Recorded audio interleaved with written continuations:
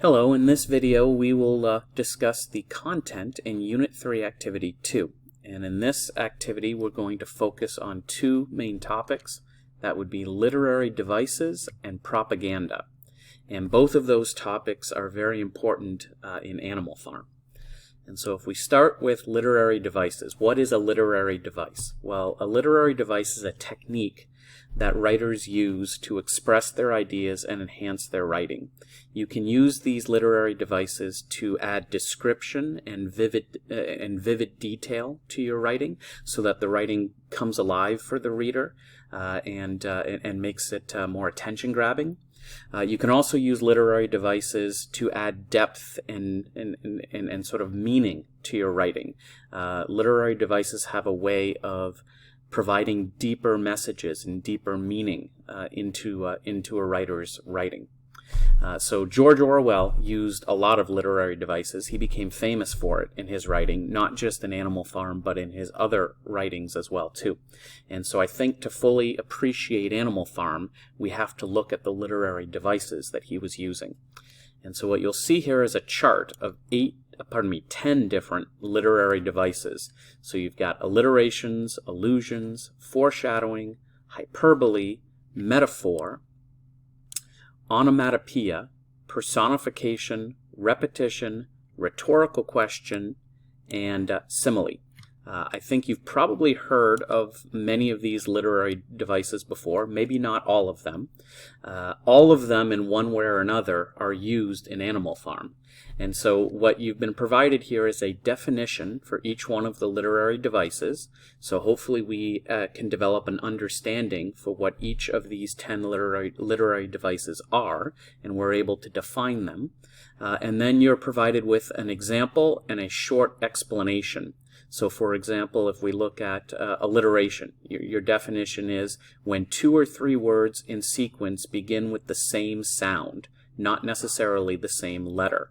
So when you repeat the same sound at the beginning of words within a sentence, you're writing an alliteration. So an example would be the Toronto Maple Leafs have a lot of potential on their power play. So potential, power, play. So you've got a repetition of the P sound. So that is done intentionally often by a writer so that it sticks in the reader's head and that the sentence pops and stands out. So that would be one example of a literary device. I'd like you to go through all 10 and hopefully develop an understanding of each of them. To get a little bit more detail, you can take a look at an article by a website called Masterclass. And if we take a look here, it's going to go through 22 different types of literary devices. So it's going to go through far more than we are on our course website. You certainly don't need to know all 22 of these different devices, but it will give you a little bit more detail on some of the ones that we're talking about. And certainly you can expand your understanding of literary devices by picking up some additional ones that that go beyond what we're talking about in class and in Animal Farm. So that's one way you can get a little bit more in depth is by taking a look at that article. Another way you can take a look at this video right here, and it's going to go into 15 literary devices, many of which we're covering on our course website. Again, you don't have to memorize and really become an expert on literary devices that go outside of the 10 that we're covering here in class. But the more you know, and the more you know about literary devices, I think the better it will be. So please do take a little bit of a deeper look here. And then we have a little bit of practice here. And so we're going to practice identifying literary devices. So it says, George Orwell wrote a famous essay on his experiences working as a police officer in Burma. If you read his biography and watched the video of his biography in Activity 1, you hopefully already know about his background. He was born in India, and then he moved to England, and then he moved back to Asia, to Burma, and worked as a police officer in the British Empire. And one of his more famous essays is called Shooting an Elephant, which is a vivid description of his experience literally shooting an elephant in Burma. And so this is an excerpt from that essay, and it's a very detailed, very descriptive paragraph that uses a number of literary devices. So I'd like you to read through this paragraph that Orwell wrote. Again, this is not from Animal Farm. It's from another piece of writing that he did. But see if you can read through this and identify specific examples of literary devices. And so I'll give you a couple to pay attention for. Alliteration, hyperbole, metaphor, onomatopoeia, simile. You should easily be able to find those. Well, maybe not so easily, but you should be able to find those different literary devices in this paragraph. And so the goal here is to make sure that you're comfortable identifying literary devices inside a text, because you're going to have to demonstrate your ability to do this again in our assignment in this activity. You're going to have to be able to find literary devices in Animal Farm. All right, so that's our first topic, literary devices. The second topic for this activity is something called propaganda. And propaganda is something that plays an important role in Animal Farm. So what is propaganda? Propaganda is mass messages which attempt to convince the public to believe something or do something. When we think of mass messages to the public, we can think of messages that we see on television, on the radio, in newspapers, online. Any messages that are sent out to the public that is trying to convince them of something is an example of propaganda. So, for example, advertising. All advertising would be examples of propaganda, because it's a message that's sent out to the public to try to convince the public to do something. In this case, in the case of advertising, buy a product, right? So advertising usually tries to play on people's emotions or beliefs to convince them.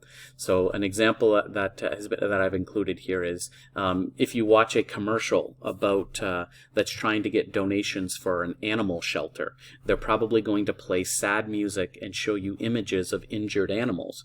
They're going to try to play on your emotions to try to say, look at this terrible situation that these animals find themselves in. They need your help. One thing I guess I should say here is that propaganda can be seen as positive or negative. Sometimes the word automatically connotates negativity, and there's a good reason why that is. But it kind of depends on whether you believe in the message that's being sent by the propaganda. For instance, if you support the idea of giving money to animal shelters, then you probably don't see that commercial using emotions and trying to convince people to do something. You probably don't necessarily see that as a bad thing. Unfortunately, as we'll see, propaganda can be used in a very negative way, and we'll see that in Animal Farm. Anyway, literary devices are used in propaganda. For example, repetition is used in catchy slogans and songs. Alliteration is used all the time in advertising. And of course, politicians use all sorts of literary devices when they're trying to convince people to believe in something or to do something. They use hyperboles and rhetorical questions all the time in their speeches. So the messages and ideas in Animal Farm were considered so powerful that actually the American and British governments actually used Animal Farm in the 1950s and 60s, and even in some ways today, as propaganda. So the book itself is considered a very powerful message. With that said, let's take a look at some specific techniques that are used in propaganda. And so there are numerous techniques. This isn't necessarily all of them. This is just a list of 7, and I think many of these 7 we can find are being used by characters in Animal Farm.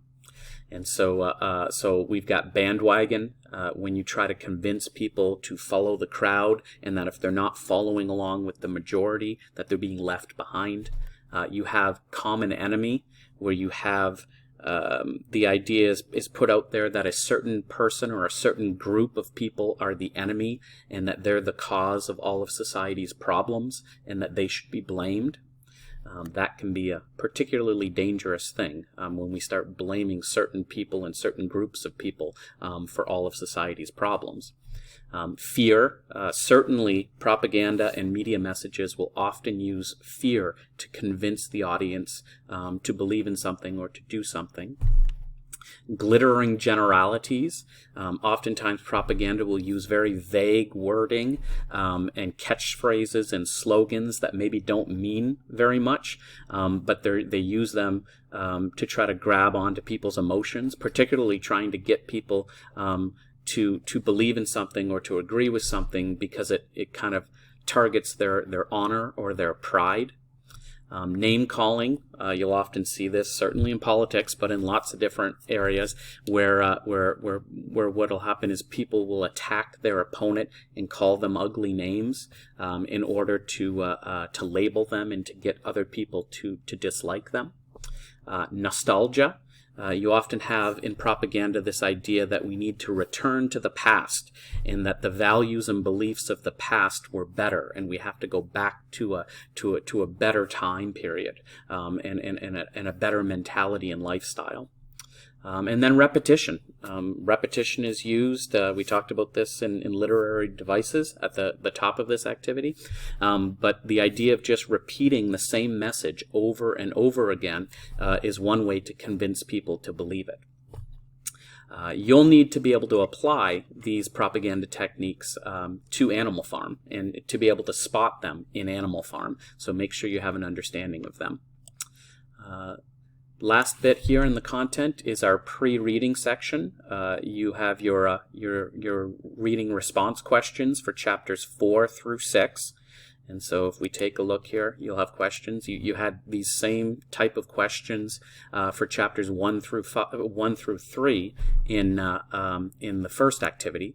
So I'm going to expect you to read chapters 4, 5, and 6 this week, and if you can answer these questions, you should feel comfortable that you know the chapters. You're not handing these response questions in. They're for your own notes. They'll help you prepare for the final exam and for the assignments that you'll have to do in this unit. We've got another word study, so I'll give you some words that you might come across in the novel that you might not be familiar with for the chapters that you're reading in a particular activity. So you've got words in chapters 4, 5, and 6 here. And then just at the bottom, just a reminder to read chapters 4, 5, and 6 and to answer your response questions here before you move on to the assignment. It certainly will be helpful, and I don't think you'll be able to do the assignment in this activity if you haven't done the reading. All right, if you have any questions about the content, please let me know. You'll see another video for on the assignment page.